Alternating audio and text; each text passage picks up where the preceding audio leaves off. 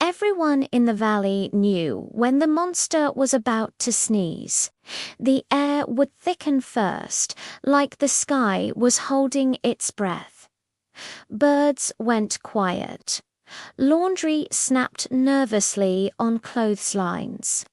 Old Mrs. Calder's knees bad since the flood of '78 would start aching, and she'd mutter, "He's got a tickle again." The monster lived beyond the eastern hills, where the ground dipped into a bowl of moss and stone. No one remembered when he arrived. Some said he'd always been there, curled beneath the clouds. Others claimed he fell from the sky one night, already sniffling. He was enormous, all soft edges and sagging blues and greys, like a storm that had decided to grow limbs. His nose alone was bigger than a farmhouse, perpetually pink and trembling, and when he sneezed, it rained. Not a polite drizzle either. His sneezes came in thunderous fits, horetsu, and the sky split open. Rain slammed into rooftops, rivers leapt their banks, children squealed and ran for cover while farmers groaned and prayed their fields wouldn't drown again. Umbrellas were useless. Doors swelled shut, the monster's sneezes could last minutes, sometimes hours, shaking the ground with every explosive breath. People tried everything. They burned herbs, they were told calmed ancient spirits. They rang bells to scare the wet out of the air. Once a group of scientists climbed the eastern hills with instruments and charts, only to come back soaked and silent, their notebooks reduced to pulp. No one ever asked how the monster felt, except Lila. Lila was small enough to slip through places others ignored. She was also curious in a way that made adults nervous. But on the morning she decided to visit the monster, the sky had that swollen look, clouds puffed up like cheeks. "He's going to sneeze," her father said, stacking sandbags. "Stay inside." But Lila packed her yellow raincoat and went anyway. The closer she got to the bowl of hills, the wetter the air became. Mist clung to her eyelashes. Then she saw him. Up close, the monster looked less terrifying and more miserable.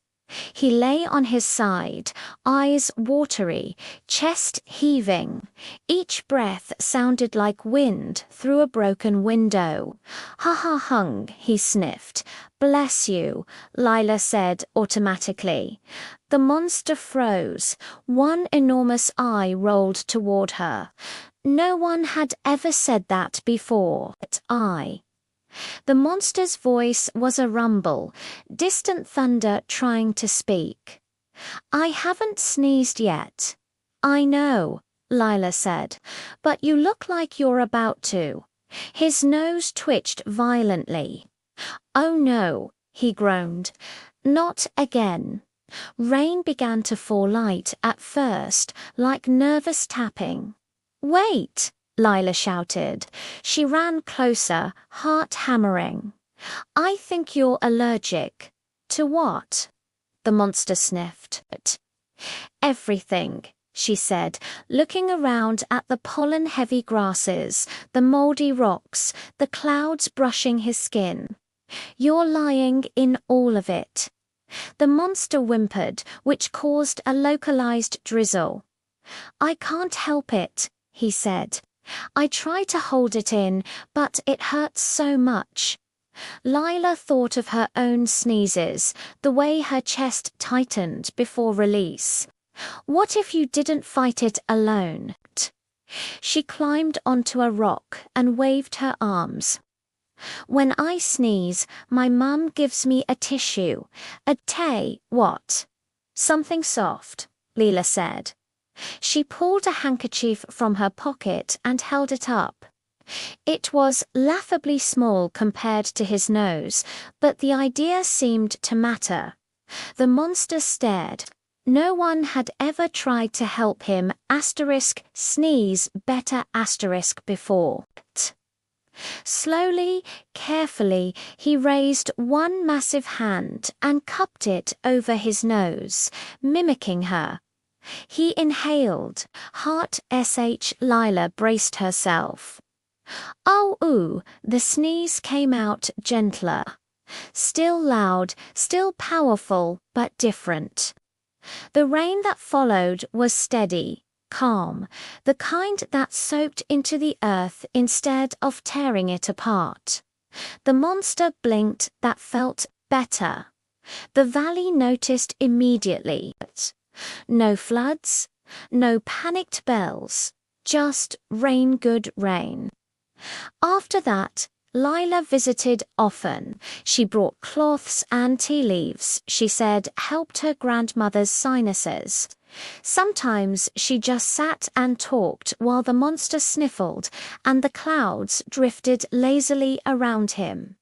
The sneezes didn't stop completely. They never would. But they softened. And when rain fell now, people looked east and said, "Sounds like the monster's got a cold," instead of, "We're doomed." High in the hills.